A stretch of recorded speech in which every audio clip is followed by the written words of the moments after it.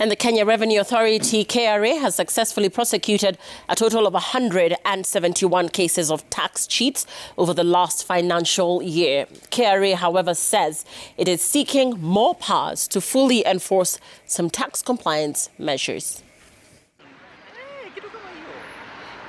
According to an assessment by KRA's Investigations and Enforcement Department, a total of 367 cases of tax non-compliance were under investigation during the last financial year.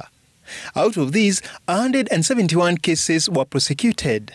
This is why we exist, to send that message that tax evasion is a crime, and crimes will be punished criminally in terms with all our laws and international benchmarks. Then we have also contracted to publicize these cases 100%. The taxman says the value of the cases is 6 billion shillings, of which they have only managed to collect 1.6 billion shillings. And when it comes to payment of the taxes, then we cannot rob our taxpayers, our clients, of their rights to being heard, of their right to object, of their right to appeal. So the difference between what we have collected and this 6 billion is probably sitting in the tribunal, is probably sitting in court. But at some point in time, it will materialize and be ready for collection. KRA is currently implementing a number of enforcement initiatives to enhance tax compliance in the country. Among the measures include detection, which entails surveillance, analysis of taxpayer records, and collection of third-party information. We will not do surveillance wholesale.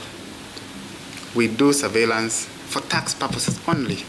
We have no interest in your communication, in your dealings, in your everything, until and unless it is a risk to tax. That's all we seek. As long as we have no tax issue there, you are free to do anything you want. And we don't have an open check into people's phones and everything. Those things are highly controlled. Other measures include disruption, where KRA may employ warrants of arrest and freezing of assets. The last option is deterrence, which is achieved through prosecution and issuance of penalties. The taxman says there is room to rope in more taxpayers, as an estimated 6 million are already registered on the iTax platform, which allows for electronic tax payment and filing. Dennis Otieno, Citizen TV.